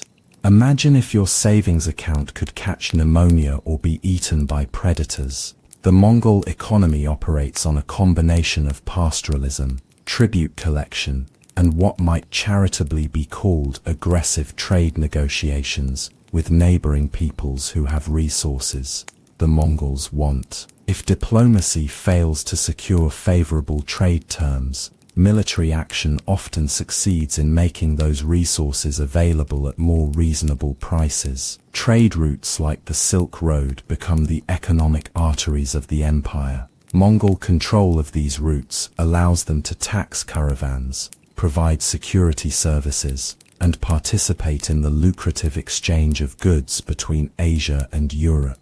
But maintaining control of trade routes requires military expenditure and constant vigilance against competitors. Tribute systems extract wealth from conquered territories and client states. Subject peoples provide regular payments in goods, animals, crafted items, and sometimes people to maintain their autonomy and avoid more direct military occupation. This system can be quite profitable when it works, but it requires enforcement mechanisms that consume resources. Craftsmanship and manufacturing are typically done by conquered peoples or specialized groups within Mongol society. The Mongols themselves focus on military activities and animal husbandry, while relying on others for tools, weapons, luxury goods, and manufactured items. This creates economic dependencies that must be managed through political and military means. Seasonal economic cycles dominate nomadic life. Spring brings birth seasons for animals, increasing herd sizes, but also increasing food requirements. Summer provides the best grazing but also the highest risk of drought. Fall is slaughter season for animals that won't survive winter. Winter is survival season, where stored resources determine who lives and who dies. Market systems are informal and irregular. Trading happens when groups encounter each other, when seasonal migrations bring tribes into contact, or when traders brave the dangers of traveling between settlements. Prices fluctuate wildly based on availability, season, and relative desperation of buyers and sellers. Credit and banking don't exist in any formal sense. Economic relationships are based on kinship obligations, reciprocal arrangements, and personal trust, backed by the threat of violence. Defaulting on obligations can result in loss of property, social status, or life, depending on the amounts involved and the parties' relative power. Wealth accumulation strategies include successful military campaigns, careful animal husbandry, advantageous marriage arrangements, and participation in trade networks. But wealth can be lost quickly through military defeat, disease outbreaks among animals, natural disasters, or political miscalculations. The imperial administration creates economic opportunities for those who can navigate bureaucratic systems, administrative positions, tax collection roles, and diplomatic missions can provide income and access to resources. But these opportunities require political connections and skills that most nomadic herders don't possess. Specialization is limited by the mobility requirements of nomadic life. You can't be a full-time blacksmith if your tribe needs to move every few weeks. Craftspeople often work part-time at their specialties while also participating in herding and military activities. This limits skill development and productivity compared to sedentary societies. Economic inequality exists but is constrained by the practical realities of nomadic life. Extremely wealthy individuals still live in jers, still eat primarily meat and dairy products, and still need to move their possessions regularly. Wealth provides security and status but doesn't dramatically change lifestyle in the way it might in sedentary societies. Insurance doesn't exist except for social arrangements where extended families and tribal groups provide mutual support during disasters. If your animals die from disease, your relatives might help you rebuild your herd, if they can afford to, if they want to maintain good relationships, and if helping you doesn't jeopardize their own survival. Economic planning is short-term and survival-focused. You can't make 5-year investment plans when your primary assets might die from wolves, weather, or warfare. Economic decisions are made season by season, sometimes day by day, based on immediate needs and opportunities rather than long-term growth strategies. The imperial economy creates demand for luxury goods, silk, spices, precious metals, and crafted items that must be obtained through trade or conquest. These luxury markets provide economic incentives for military campaigns and diplomatic relationships with distant peoples who have resources. The Mongols' value.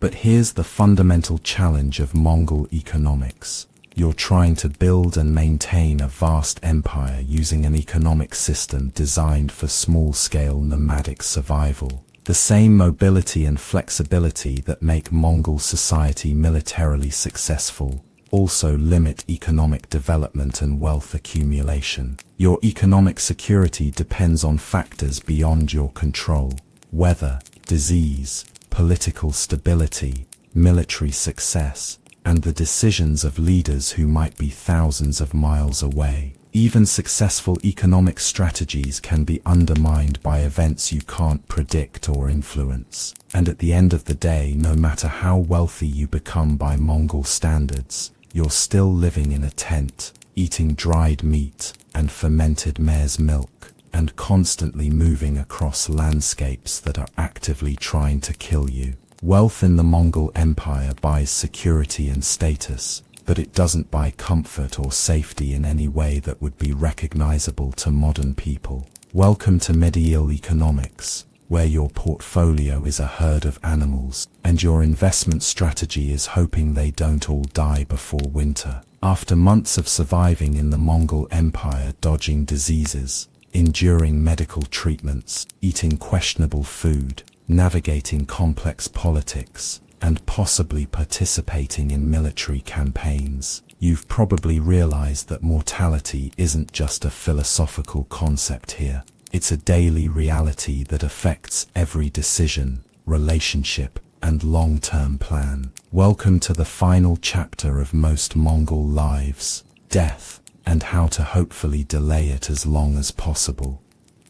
Life expectancy in the Mongol Empire varies dramatically based on your role, status, and luck, but it's generally brutal by modern standards.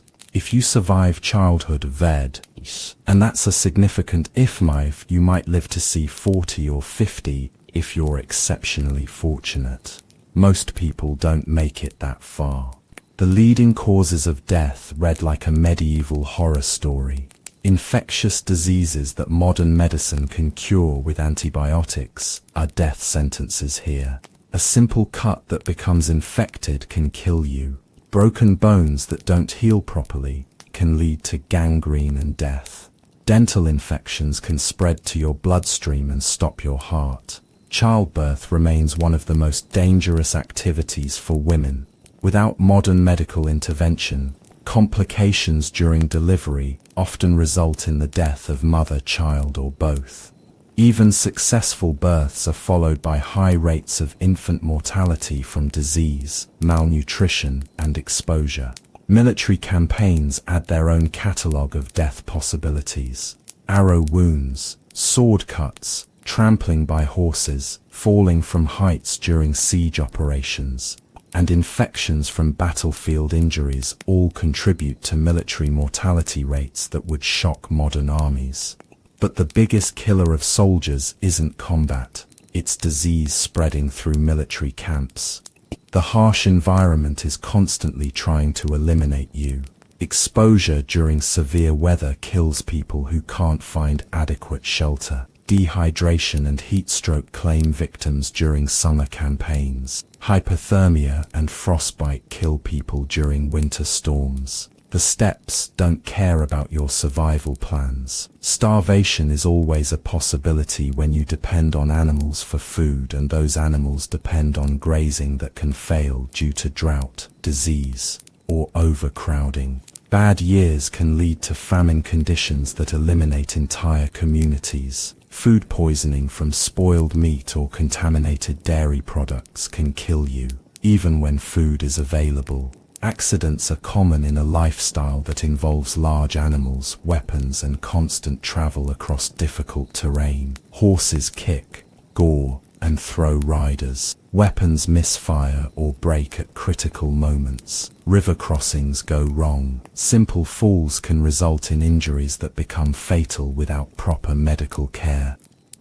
Violence is a constant threat in a militarized society where disputes are often settled through combat. Tribal conflicts, personal vendettas, military campaigns, and criminal activity all contribute to violent death rates that make modern war zones look peaceful by comparison. The psychological toll of constant mortality affects how people think about life, relationships, and planning for the future. When death is always nearby, you develop a different relationship with risk, attachment, and long-term goals. Carpe diem isn't a philosophy, it's a survival strategy. Mongol burial customs reflect their understanding of death as a transition rather than an ending. Bodies are typically exposed on platforms or hillsides to be consumed by scavengers and return to the natural cycle. The location of burials is often kept secret to prevent grave robbing and to allow the deceased to rest undisturbed. Grief is acknowledged but can't be allowed to interfere with survival. When someone dies, their possessions must be redistributed, their responsibilities must be reassigned, and their animals must be cared for. Mourning periods are brief, because the living have immediate survival needs that can't wait for emotional processing. Social support systems help families cope with death, but these systems can be overwhelmed during bad years when many people die in short periods. When disease outbreaks, severe weather, or military disasters strike, communities might lose too many members to maintain normal support networks. The spiritual aspects of death involve complex beliefs about souls, ancestors, and the afterlife. The Mongols believe that proper burial practices and rituals help ensure that the deceased can transition successfully to whatever comes next. Failing to honor the dead properly can result in spiritual consequences for the living. Legacy planning is limited by the practical realities of nomadic life. You can't leave behind real estate, businesses, or complex inheritances. Your legacy consists primarily of animals, weapons, and whatever status or reputation you've built within your community. These assets must be divided among survivors who may or may not be able to maintain them. Children often become adults prematurely when parents die. A 12-year-old might suddenly become responsible for herding animals, caring for younger siblings, and making decisions that affect family survival. The transition from childhood to adult responsibility can happen overnight when death removes the previous generation. The acceptance of mortality shapes Mongol culture in fundamental ways. Honor, courage, and reputation become important because they're the only things that might survive your death. Acts of cowardice or dishonor don't just affect you. They become part of your family's legacy for generations. But perhaps the most striking aspect of death in the Mongol Empire is how routine it becomes. People develop emotional calluses that allow them to function despite constant losses. You mourn your dead, but you can't let grief paralyze you because survival requires immediate action and constant vigilance. The randomness of death also means that survival often depends more on luck than merit. The strongest warrior can die from an infected splinter. The wisest leader can be killed by a horse's kick. The most careful herder can lose everything to a disease outbreak. This randomness creates a worldview where fate, luck, and divine intervention play major roles in human affairs. Religious and spiritual practices develop around the need to make sense of arbitrary death and suffering. Rituals, offerings, and spiritual observances are designed to influence supernatural forces that might affect survival. When death can strike without warning or apparent cause, appealing to higher powers becomes a form of insurance.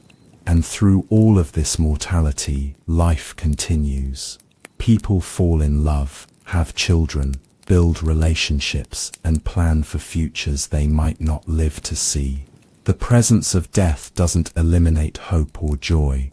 It just makes them more precious and more urgently felt. In the Mongol Empire, death isn't the opposite of life. It's part of life, woven into every day and every decision. You don't ignore it or deny it. you acknowledge it and try to live well in the time you have. Because in a world where death is always nearby, the quality of life becomes more important than its length.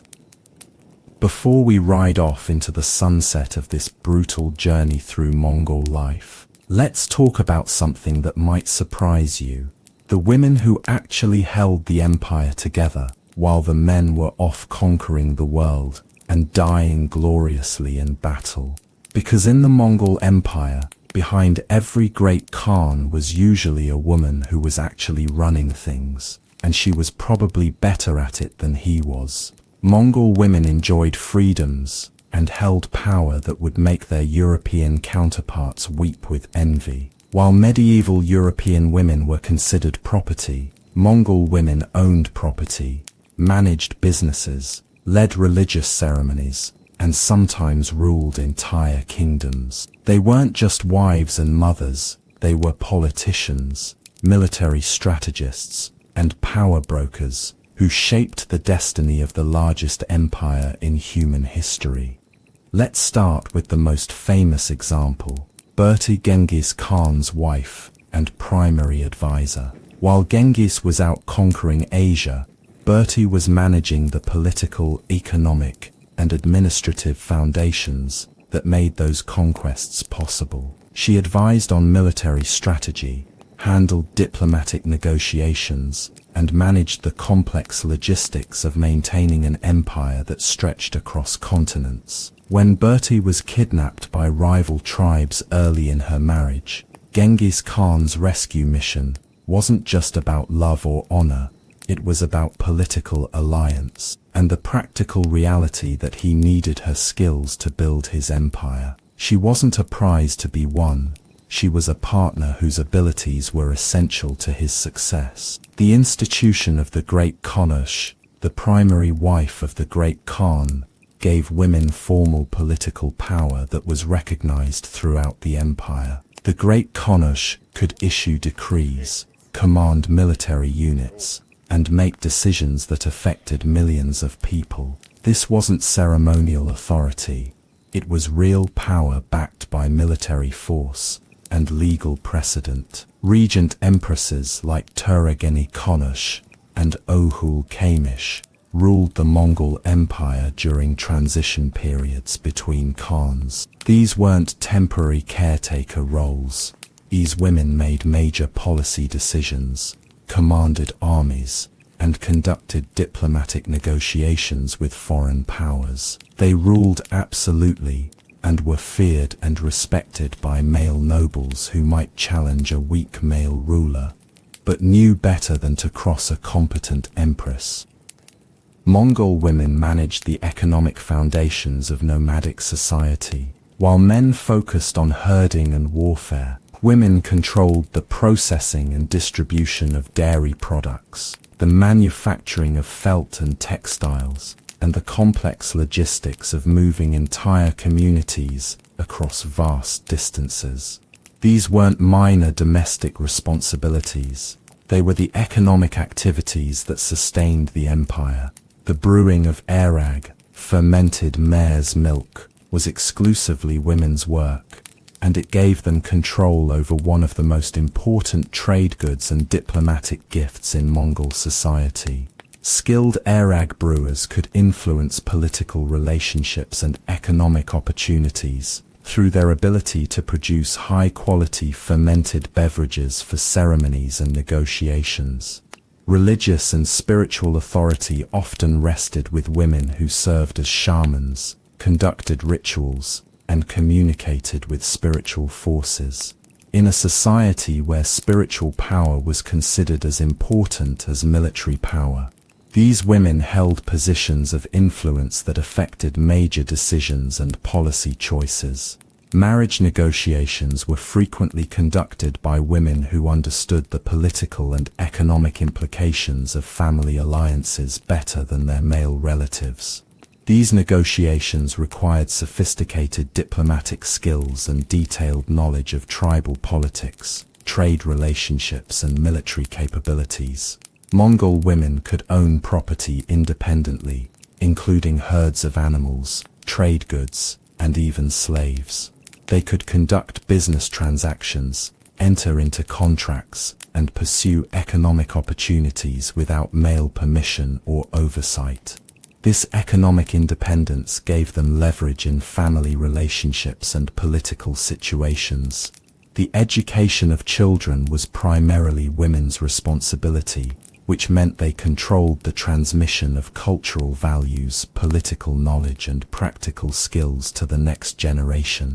This educational role gave women influence over the long-term development of Mongol society and the preparation of future leaders. Military support roles filled by women included intelligence gathering, logistics management, and medical care for wounded soldiers. Some women also participated directly in combat, though this was less common than their roles in supporting military operations. Their contributions to military success were recognized and rewarded with status and wealth. Legal systems in the Mongol Empire recognized women's rights to inheritance, property ownership, and legal representation. Women could bring legal cases, testify in court, and seek justice for crimes committed against them. These legal protections were more extensive than those available to women in most other medieval societies. The political marriages of Mongol princesses were strategic alliances that extended the empire's influence and secured peaceful relationships with neighboring peoples. These women often became rulers or major political figures in their adopted countries, representing Mongol interests while adapting to local political systems. Trade networks were often managed by women who understood the complex relationships between different ethnic groups, religious communities, and political entities along the Silk Road. Their diplomatic skills and cultural knowledge made them valuable intermediaries in international commerce. The succession politics that determined who would become the next great Khan often hinged on the support of powerful women who could influence tribal leaders, command military units, and control economic resources. These women were kingmakers whose support could determine the fate of the empire. But perhaps most importantly, Mongol women survived. While men died in warfare, died from injuries, died from the rigors of military campaigns, women maintained the continuity of families, tribes, and the empire itself. They were the backbone of a society that conquered the world, and they did it while managing households, raising children, and maintaining the complex social networks that held nomadic society together. The legacy of these women extends far beyond the Mongol Empire. Their examples of female leadership, economic independence, and political power influenced societies across Asia and Europe. They demonstrated that women could rule effectively, manage complex economies, and wield military power when given the opportunity. And yet, despite their achievements and influence, many of these women have been forgotten by history or reduced to footnotes in the stories of male rulers. Their contributions have been minimized, their achievements attributed to their husbands or sons, and their names erased from many historical accounts. But the archaeological evidence, the administrative records, and the cultural practices of the Mongol Empire tell a different story. It's a story of women who held the world together, while men tried to tear it apart. Women who built the foundations of civilization, while warriors fought over the ruins. Women who understood that power isn't just about conquering enemies, but about creating systems that can survive and prosper. So as we conclude our journey through the brutal realities of life in the Mongol Empire, remember that survival wasn't just about individual toughness or military prowess. It was about the women who managed the impossible logistics of nomadic life, who negotiated the complex politics of tribal alliances, who maintained the spiritual and cultural traditions that gave meaning to existence, and who raised the children who would inherit this harsh but magnificent world. They were the real rulers of the Mongol Empire, even when they ruled from the shadows. So here we are, at the end of our exhausting journey through the Mongol Empire.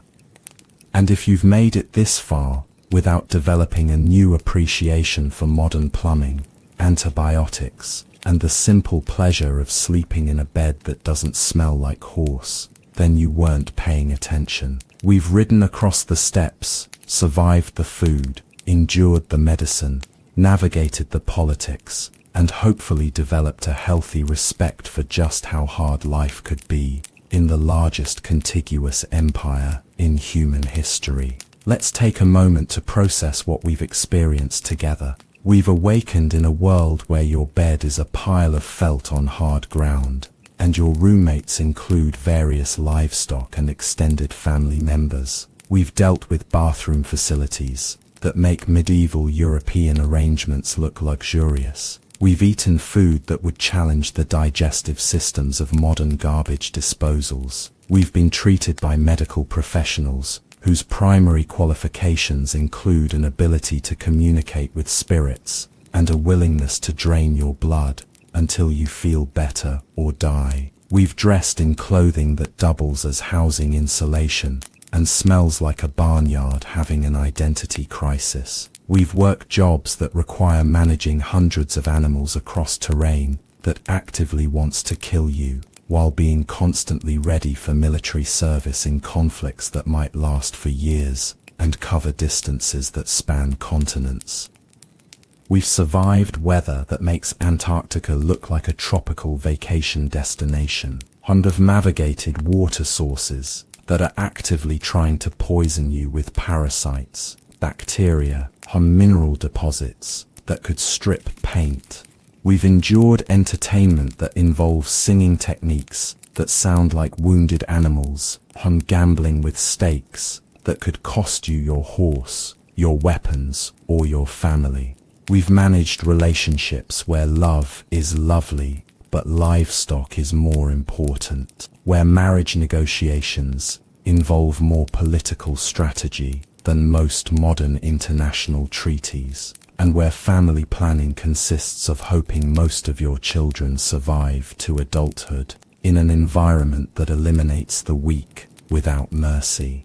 We've participated in an economic system where your wealth walks around on four legs and might wander off in the middle of the night, where your investment portfolio consists of animals that could die from disease, predation, or simple bad luck, and where your retirement plan is hoping you live long enough to become too old to fight. We've experienced politics where diplomatic mistakes can result in your entire family being murdered, where loyalty is measured in blood and betrayal is punished by creative applications of violence, and where your survival depends on reading the shifting balance of power between groups that might be allies today and enemies tomorrow. And through all of this, we've discovered that the people who actually held the Mongol Empire together weren't necessarily the famous Khans whose names fill the history books. They were often the women who managed the impossible logistics of nomadic life,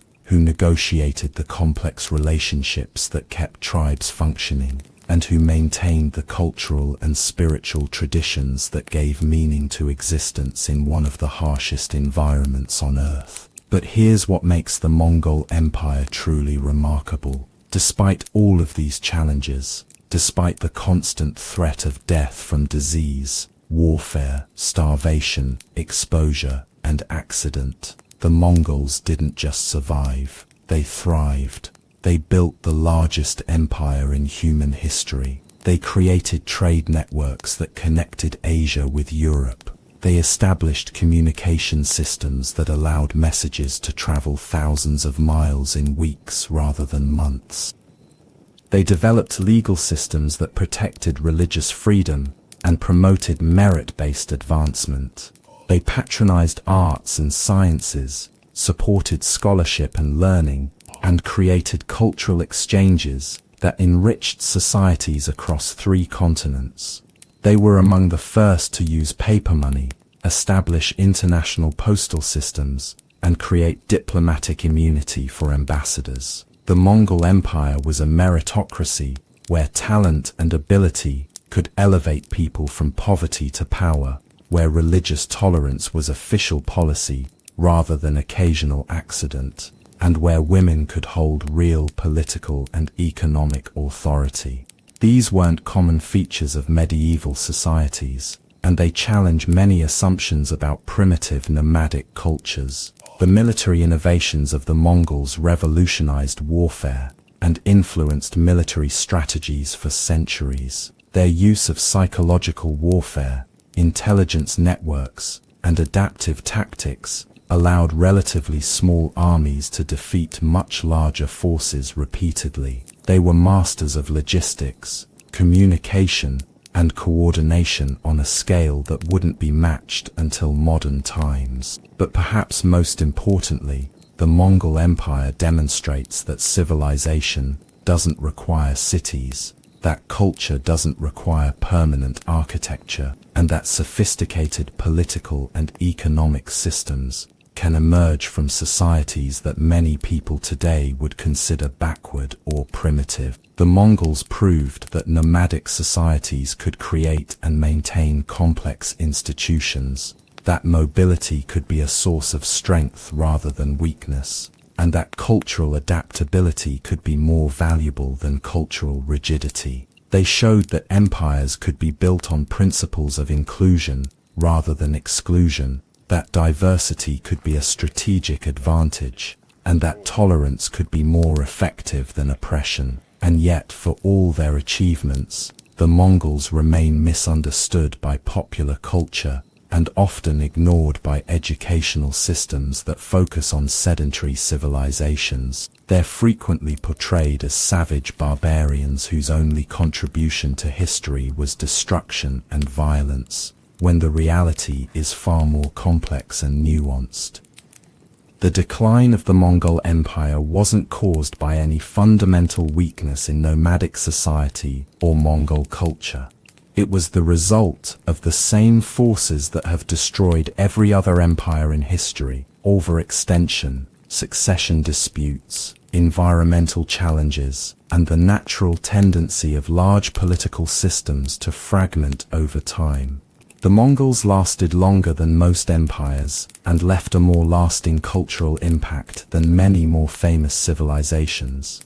Today, when we face global challenges that require cooperation across cultural boundaries, when we need to manage resources sustainably, and when we must adapt quickly to changing conditions, the Mongol example offers valuable lessons.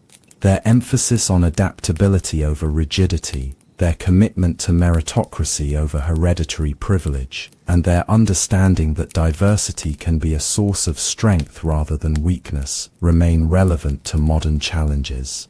The environmental knowledge that allowed the Mongols to thrive in some of the harshest landscapes on Earth offers insights for modern sustainability efforts. Their political systems that balance central authority with local autonomy provide models for managing complex, diverse societies. Their military innovations in communication, logistics, and coordination influence the development of modern organizational theory. But perhaps the most important lesson from our journey through the Mongol Empire is the reminder of how much we take for granted in our modern lives. The simple ability to turn on a tap and get clean water, to take antibiotics when we're sick, to sleep in warm, safe buildings, to travel without constant fear of violence or death. These aren't luxuries. They're miracles that previous generations could barely imagine. The next time you complain about your commute, your job, your food, or your living conditions, remember what life was like for the people who built the largest empire in human history, while living in tents, eating dried meat and fermented mare's milk, and constantly moving across landscapes that could kill them without warning. The Mongols didn't just survive in conditions that would challenge modern special forces soldiers. They thrived, they conquered, they created, and they built something unprecedented in human history. They did it without modern technology, without modern medicine, without modern communication systems, and without most of the tools and resources that we consider essential for civilization.